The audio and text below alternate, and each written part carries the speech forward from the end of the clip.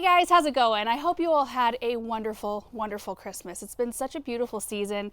I think this video might be coming to you a day or two after Christmas. In fact, our posting schedule will be a little bit hit and miss between Christmas and the New Year, or maybe a day or two after that until we get back into a rhythm. But we're all just taking it a little slower and enjoying a little bit of downtime. So today I just want to do one simple project here in the greenhouse utilizing some of the gorgeous plants that Aaron and I picked up on our last shopping trip, which you guys all seem to enjoy. He was so full of sass that day. I told him, you need to come with my mom and I on our next antiquing trip. That would be funny to see what his reaction would be to the things that we are attracted to during those shopping trips. But after we're done with that container, I want to take you out to the pond just to show you what it looks like right now. The sun is out, which it hasn't been for the last couple of weeks. We've been in an inversion, fog, mist. It's just been a little bit gloomy. So this is wonderful just to see some bright light. These are a few of the plants that we picked up. I don't think I'm going to use all of them. In fact, I think I might leave these out. I intended on maybe using these as a centerpiece with all of these other things, but I kind of want to keep it in the moody color scheme. So we might run outside and cut some pussy willow branches, which I think would really be a beautiful mix with these. I don't know, we'll see how it comes together. And this trough right here, another thing we picked up that day, is what we're going to be planting in. Now I had intended on leaving this a non-draining container to put inside so that you know, it didn't damage any surfaces. And while that can be done, it is a little bit more risky for the plants. It's a little bit more maintenance. It's the healthiest thing to do for your plants, and the easiest thing on you is to make sure it drains. And I was looking at this container, I noticed that underneath this piece here, there's quite a lot of space. And I happen to have this oval saucer that fits perfectly underneath. So to avoid having a non-draining container, and to avoid having a saucer that you can see that, you know, I clearly would not be able to find one that would match this container, we're just going to drill a couple of holes here and hide our saucer underneath. I think that that will work out perfectly, and a little bit more peace of mind about the plants. I will have to make sure to water lightly though. Still, it's not a super deep saucer, and I don't want to have to lift the planter up every time to check it. So I'll still water sparingly, but it will be draining. So to make our holes, I've got a metal drill bit, our drill, and I also brought an old towel out. I think I'm gonna drill the holes with the planter faced upright, but I still don't wanna damage the planter on the rocks. So I'm gonna set the towel down, and then we'll set the planter down and make our holes quick.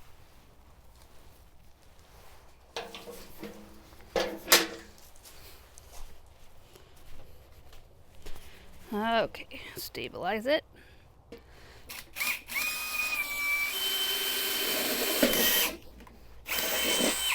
Aha, hole number one done.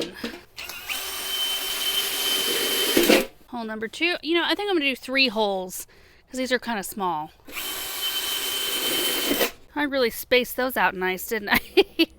Oh my goodness. Okay, here's our container with the 3 drain holes. Now, when you're drilling into metal containers, just make sure to keep in mind that whatever side is opposite the side you drill will have sharp metal pieces coming out the hole right here. And so you can come along with a pair of like heavy duty wire snips. Let me get a close up. See that right there? Those can hurt. So you could either clean them up with heavy duty wire snips or some kind of tool like that, or grind them off, sand them off. In our case, because they're underneath this lip and I'm not gonna be putting my hands, I can't anticipate ever needing my hands right up next to these, I'm just gonna leave them alone. But it's just something to keep in mind, because one time, and it was not that long ago, it was that bunny container that I did succulents in. I had to drill a hole much like this one. I did it from overhead, like through the top of the container. And then I took the container into the Hartley onto my nice table, and I did not put a potting tray underneath it. So there was, you know, little snags of metal coming out the bottom, and I proceeded to plant up my whole container, you know, twisting it around, moving it around on the table, and I scratched the table pretty good. So that was the situation where I thought, oh, I need to keep that in mind. So I'm gonna just set my saucer right here. Look how that envelops it, it's perfect. Move my coffee over. I did bring these 2 out as well because I wasn't sure how it was gonna work, or if that oval saucer was gonna work. So I thought if I did 2 individual holes, I could always just put 2 individual saucers underneath it as well. I'm gonna fill it with potting mix.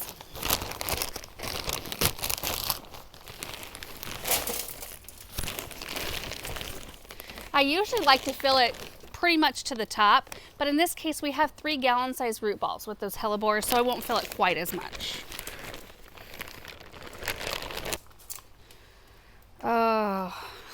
best feeling in the world right here. Hands in fresh soil. Okay, let me grab my hellebores.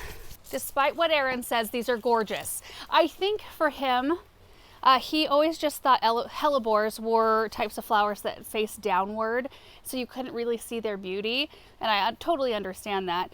But there are so many varieties now that have upward facing flowers, like this one right here. This is called HGC Camelot. I'll get a close-up of the tag.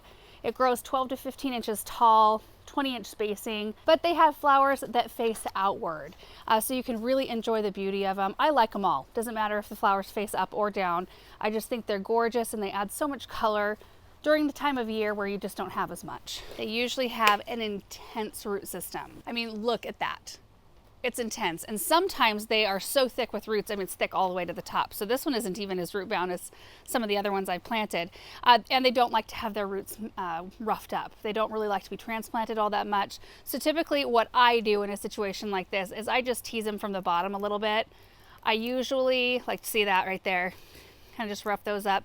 I usually don't take after this and cut that up. I just leave it alone, and I've never had a problem with them thriving doing it that way. So it always feels a little bit like, oh, I'm sorry. Sorry for breaking your roots right now. It makes them a little bit harder of a plant to tuck into arrangements though, because the root balls are usually so thick and so unforgiving. So that's something I usually try to keep in mind. But let's nest this one down in the center. I just love the color of these with the trough. I just think it's such a gorgeous look. This one looks like it's going to be up a little bit. Oh, not much from the side of the container. No, I think we're good. I'm going to do that with the other two real quick.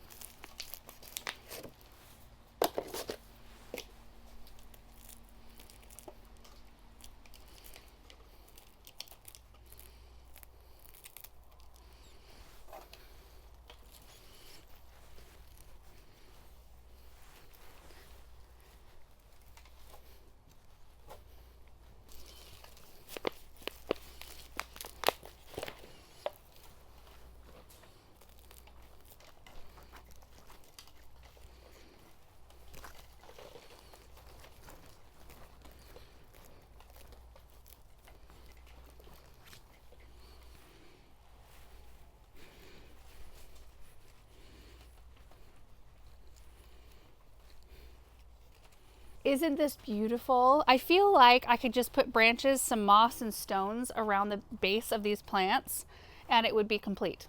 I wouldn't need to add anything else. But we did pick up a couple of other beautiful things. You know, the Erica called Kramer's Red right here with the beautiful pink flowers. And then we also have the little cutie sugarberry heuchera right here. And this one only gets 6 to 10 inches tall and 10 inches wide. I did put together a container that I'm going to show you in a minute last winter utilizing a lot of these same types of plants, different varieties, but same types. And I really packed the container full. There were quite a number of comments about how a lot of the plants were going to die. There was not enough room for the plants, and the planter still lives and looks pretty good. So I'll show you that here in a second. But we're going to take our heuchera and Erica and kind of fill in the gaps around the base and then go get some branches outside. So with these, you can do a little bit more roughing of the root ball.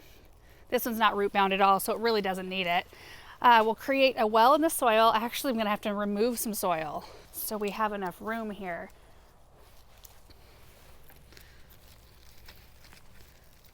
How does that look? Is that awesome? Yep. Oh, I only have 4 of the heuchera. It would be so pretty to do heuchera around the base of this entire container instead of a mix, but we don't have enough to do that. So here we go. Root ball of the Erica right there, a little bit more root bound, a little roughage here.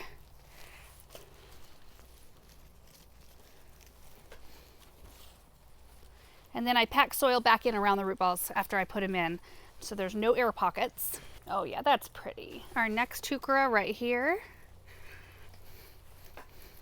And our next Erica on this side.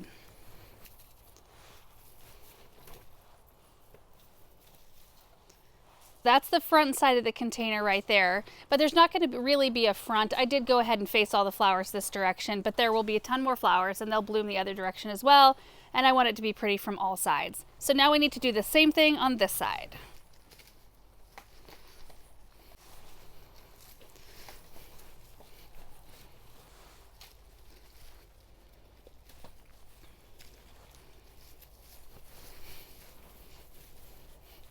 I think it is gorgeous. I love it. I still think I would like to have a vertical accent in here and a little bit more texture. So let's go grab some branches.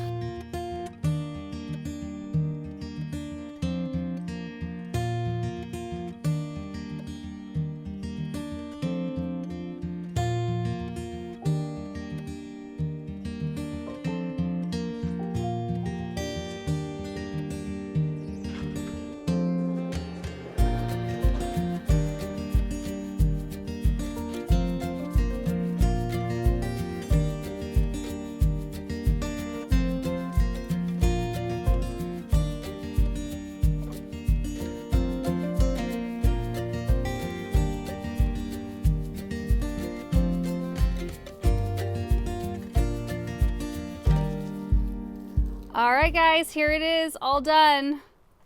I think it turned out beautiful. I love the addition of the branches. Now, you could go much more structured with these, but I kind of wanted to pop them all throughout and have more of a natural wild look, but you could concentrate them more in the center and make them more straight. More of a tidy look if you wanted to. I also came in with a bit of reindeer moss. I was hoping I had Spanish moss on hand, which is a little bit more loose and a little darker in color, but I didn't have any. This works though. It's a little bit lighter than I wanted, but it adds a little bit of extra light and texture down here, and it covers the soil, especially in spots that were more open.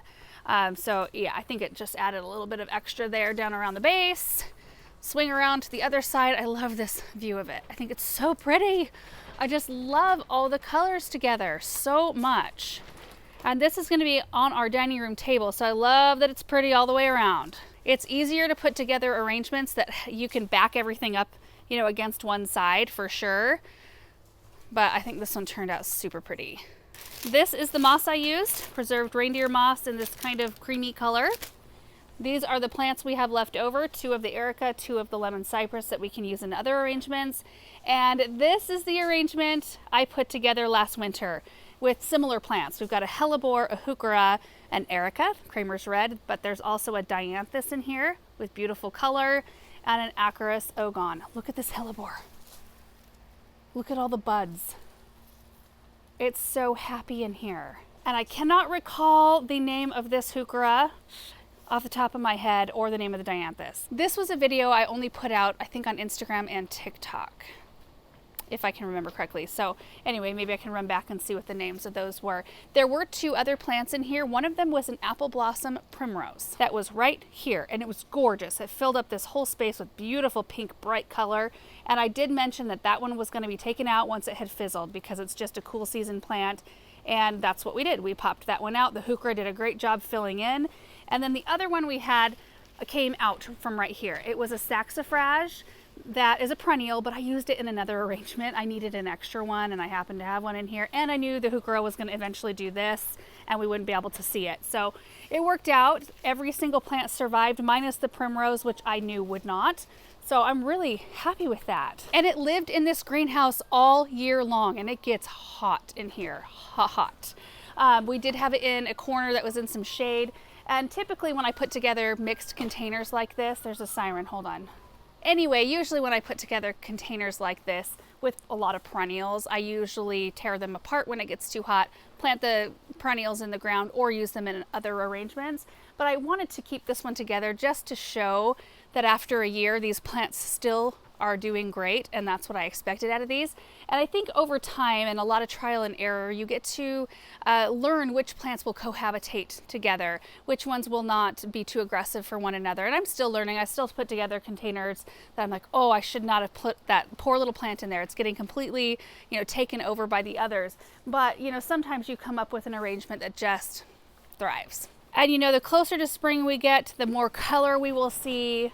And yeah, I don't know what size this container is, but I want to say it's maybe a 14-inch diameter. But I'm so happy with how this arrangement turned out. It's going to go on our dining room table. I think it's going to be beautiful in there, but I would like to head out to the pond before we head inside. And I think this afternoon, the kids and I are going to do sugar cookies. I mean, here we are 2 days till Christmas, and I have not done sugar cookies yet. I think we've done about everything else, all the other traditions, but not that one. Okay, so here we are. This is just such a beautiful area. I never really understood or could have dreamed how much I would love the rocks in our landscape and how just it has come together so beautifully.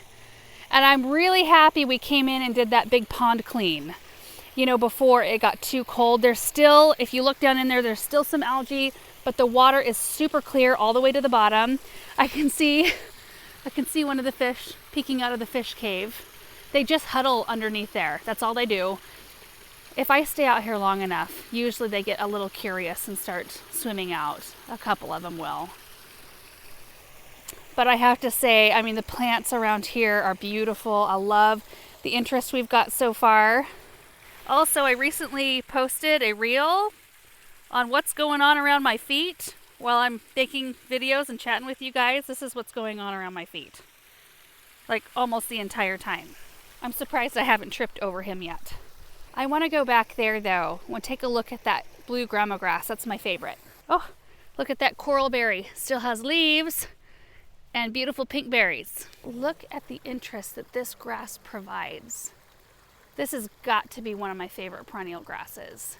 And I think it's kind of the star of this area at the moment. It just added so much beauty up here and it looks so natural, which was something I really wanted to maintain around this pond. I really thought hard about what our natural landscape looks like when we go up to the hills. You know, we can travel 45 minutes, about 30 to 45 minutes, and we end up in mountains with beautiful evergreens and streams and all of that.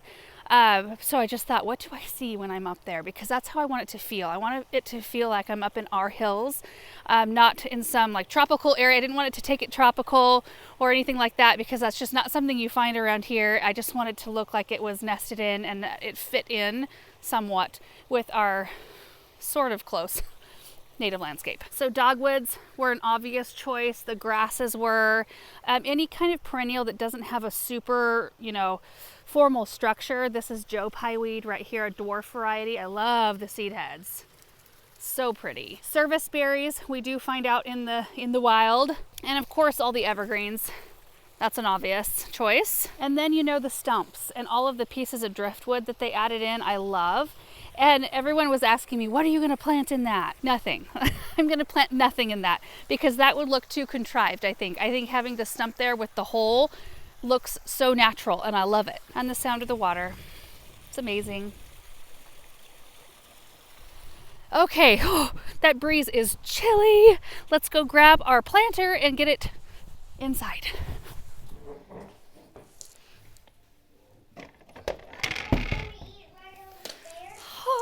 That's so perfect. Samantha, what do you say? Excuse me. Yeah. Okay, there's a lot of light coming in through these windows, which I love about this room, but it does make the planter a little bit hard to see from this angle. Let's get up close on it. I do love the scale on the table. I think the size is perfect. There is the saucer is underneath, so the surface is protected, but just absolutely gorgeous. Let's look at it from the other side. You can see quite a lot more detail on this side. I just love it. And that'll look beautiful in here for the rest of the winter. Oh, you know what? Another update while we're in here. Our spinach seeds have started to sprout. Look at how beautiful those are. I checked in the greenhouse today. All the other seeds we've planted have not germinated yet. It's quite a lot cooler out here. Of course, it's a lot more consistent inside. This is a south-facing window, so they get lots of strong light. South-facing are the best for seed starting, if that's the way you're going to be doing it. And then, you know, I've been rotating. I noticed they sprouted yesterday. I noticed it, so I turned them all a quarter turn. So I'll just do that every day when I come to check their water. I haven't had to water them since the first time. They're still pretty damp. I just took the plastic off this morning. And you guys, that is it for today's project. I love how this turned out. I love all of the plants. I love that we have something beautiful sitting here on the table that will last past when we, you know, put all of our Christmas decorations away, which will be in just a few days. I was just telling Erin last night when we were coming home, it was later in the evening, so we were looking at all of our Christmas lights, and I thought, it doesn't even feel like we've had them on for that long this year. Like, it just feels like this season has flown by, and I don't want to turn them off yet.